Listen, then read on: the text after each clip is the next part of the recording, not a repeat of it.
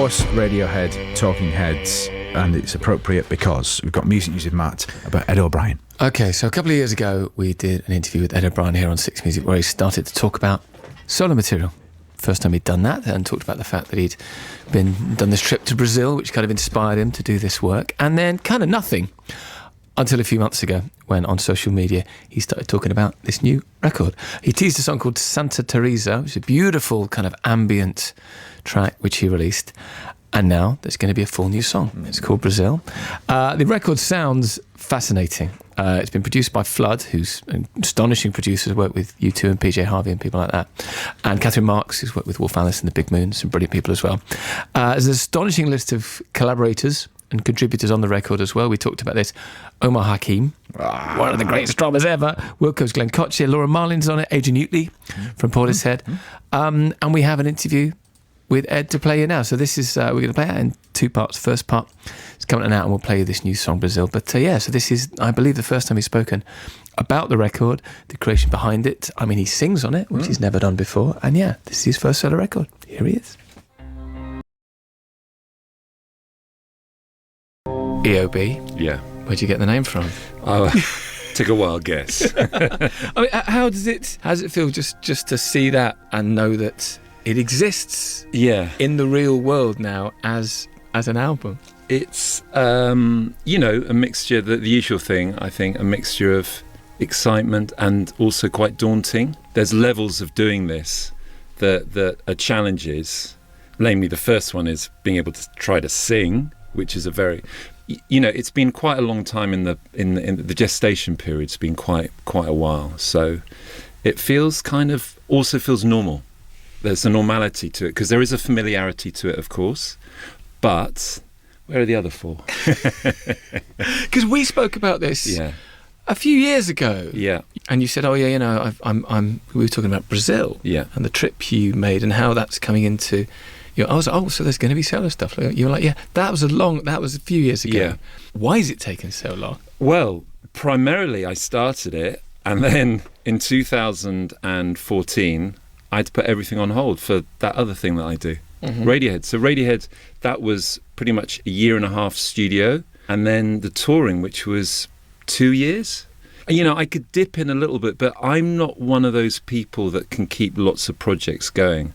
I'm in each one fully. I can't multitask. I have to be in that thing. And it's kind of frustrating. And it was at times frustrating because I got really excited with these demos and then I had to stop. So the art for me, I guess, was to hold on during, the Radiohead touring and the Radiohead album, to hold on to that feeling, that inspiration.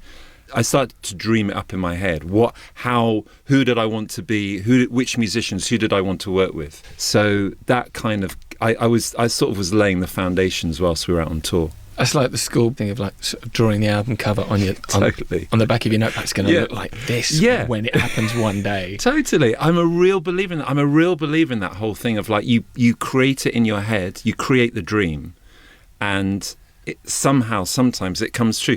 Like the Radiohead thing. Like with Radiohead, back in 87, when we had been a school band for 2 years, we talked about everything in a pub, nursing a half pint, and it was weird, like, this stuff happened. So, I like that part as well, I like the dreaming, that thing. Let's talk about the singing then. Yeah. Let's talk about, because you are no stranger to a microphone. Right. You've spent an awful lot of time singing into microphones. This is not a problem. Not an awful amount of time. But enough, and to enough people for it not to be an intimidating prospect. Yeah. However, front and centre is very, very different. Yeah. How hard was it for you to do It was quite hard. I mean, the thing about singing is, ultimately, you've got to sing the words, and the words are from you, and it's the biggest BS detector. It really is. You can sort of get away with it on the other instruments. No disrespect to you, Matt, as a drummer. Thank you. But you can but you can't get away with it as a singer. Yeah, you're right. There's nowhere to hide. There's nowhere, because it's so interesting. It's been a process for me, and listen, I'm right at the beginning of doing this. But you can sing a phrase which you can be slightly detached from, and it can sound so cack. However, those same words delivered with emotion and genuine intent. Sincerity. That's it. And it's a different thing. So for me, I was very fortunate because I had Flood. He took me on. He's worked with everyone. He'll go, oh yeah, I spent 12 hours with Bono doing the vocal for one. No worries, mate. Sort of thing. I trusted him, and I would turn up, and sometimes I couldn't do it, and sometimes I could, and it's early days. Listen, and a lot of singers have gone into the studio once they've done a load of gigs. I've done no gigs, I've done no gigs. So but you just do it. I think you don't think about it too much. You just do it, and you try. For me, the whole album sort of got refracted to what's the truth here. And that's I know that might sound like, again, a grandiose statement, but again, music, that for me has been the big thing, is if there's no truth in it, then it just doesn't resonate. Let's talk about Brazil. Yeah. Why start with that one? Why? It's not down to me, boss. The record company said, I'm really open. They said to me, and I'm surprised, my record company said, like, it's an 8-minute song to start. And they said, we feel this encapsulates the mood of the album. And they have a real feel for the music. So I was like, great, love that, And I was happy because it feels like if one song encapsulates a whole record, that's kind of it. There's an acoustic element, but there's also this dance, rhythmic, inclusive, warm, colourful part. So yeah, that's kind of the best introduction, maybe, if people can listen that long. Six Music, we'll play the whole thing. Of course we will. It'd be amazing if you did, but...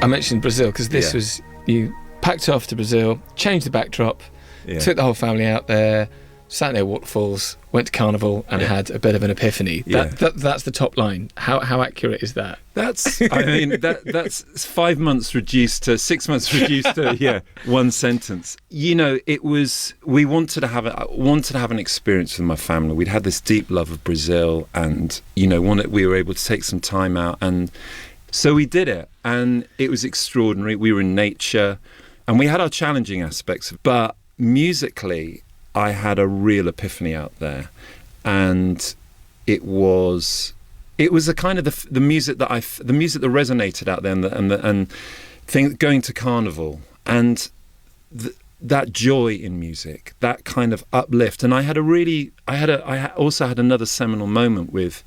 So I went out. And I essentially, whilst the kids were at the little village school, I was going to, write, and I was going to try and make something electronic. And I took a load of gear out.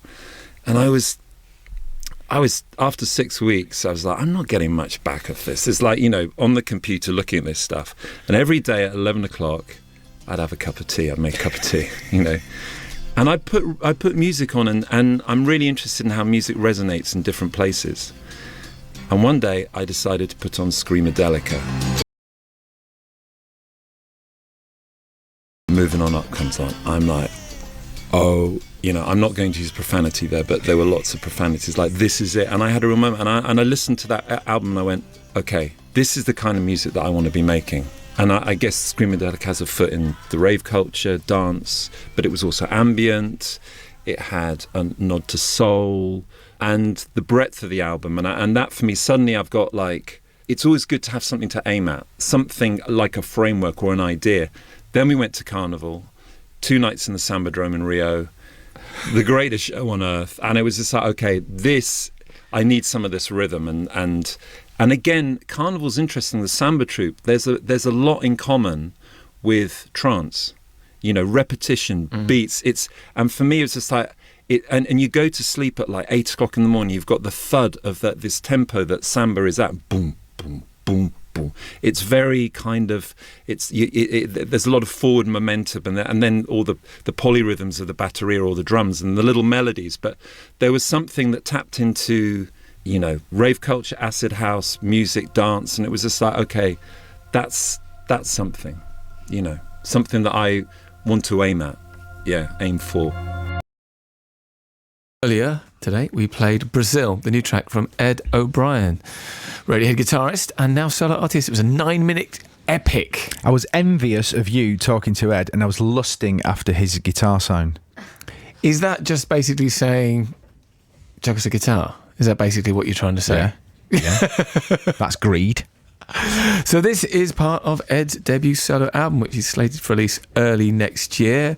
We know that there's some amazing musicians on it, not least David Kumu from The Invisible, Omar Hakim, Colin Greenwood, he also of Radiohead, Laura Marlin's on it as well, Adrian Utley, he at Portishead, Nathan East, brilliant bass player, and yeah, I mean, as we heard him talking about before, it was kind of the initial spark of the album came from a trip that he made with his family to Brazil, but also he did a lot of work on the record in Wales. So there's the kind of duality of the pastoralness of Wales and the kind of celebratory rhythms of Brazil.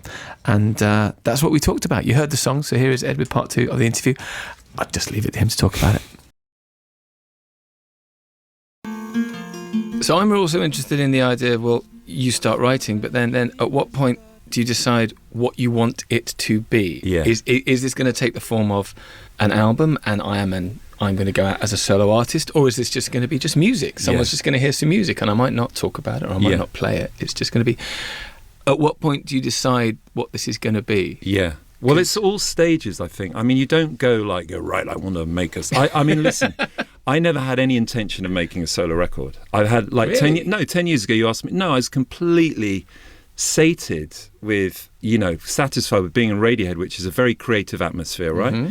And I didn't have any other time. I wanted to be with my family, my kids. I wanted to be, when they were born, it was just, I didn't have any other time. So 10 years ago, if you asked what I was going to make a solo record, there's no way. Not interested at all. But so what happens is that you start, it's like a calling, it's like a pull. Sometimes it starts happening and you go, oh, this is what I want to do. That's nice. So these things start coming and this music starts coming out. We go back to Britain. We come back in 2013 and I start heading out to Wales because I'm kind of I grew up in the countryside and I've lived in London for 20 years. And being back in the countryside in Brazil, I suddenly realised that's where I'm happiest. I'm happiest in nature and I'm happiest in wild nature, like where there's not, where you really feel the full effects. And so I started heading out to Wales. Looked at a map and where's the wildest parts of Britain? Yeah, where'd you go? Well, either you go to the Highlands or you go to Wales. And, because the south of England is it's beautiful. That's where I grew up, but it's saturated. It's like people everywhere. I started going to Wales and that was a really important part as well because that informed the music as well and being in Wales and being inspired in nature. And this place that I went to is very near Mid Wales, is very near where Robert Plant has a house, where him and Jimmy wrote a lot of Led Zeppelin stuff. Yeah. And there's something there. There's something in the place. And it's really interesting when you go there and you put on the Battle of Evermore and you go, oh my God, I totally get it. It's like the lyrics they're coming out of the earth, out of the ground there. Yeah. So for me, it was a great, and for me, when you get to that stage of that, it's inspiration. It's totally intoxicating. It's like, this is all I want to do. So I would be heading down to Wales. I've rented a cottage for a couple of weeks, sort of the foot of a mountain, and every day I go up to the mountain and I go down to the River Wye, and it was such an amazing time and a powerful time for me. And I came and I was so inspired, and so the music just starts coming out. Lyrically, it's hopeful. It's kind of jubilant. Yeah. It's a love letter in places. Yeah. It's imploring some general goodness to perpetuate.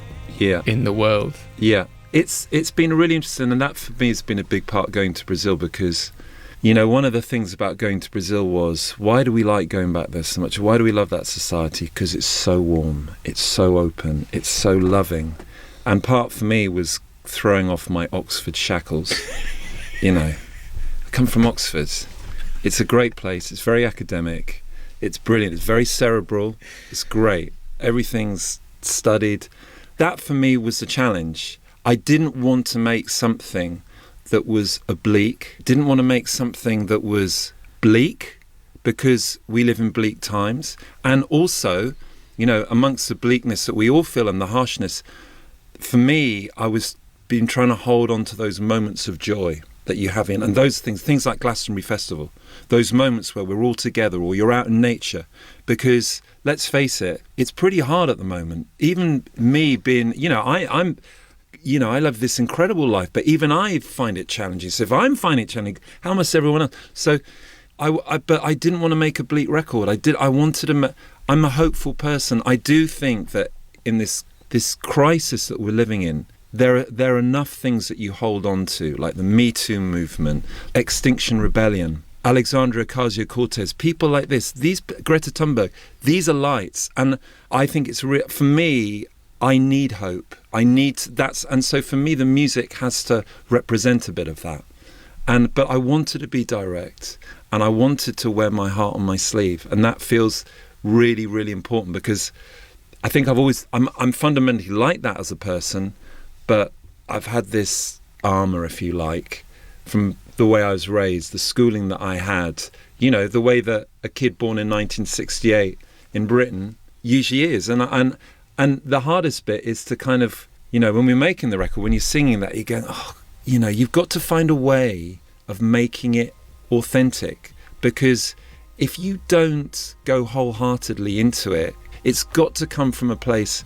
So that has been the challenge, and that's the place that I want to be. And I know it's not going to be to everyone's taste, and I know a lot of people are going to slag it off, but do you know what? I don't care, because I go to enough places like Glastonbury and moments of Glastonbury when you come out and it's the greatest loving, right? And places like that have been really important for fueling the sentiment and the heart of the record.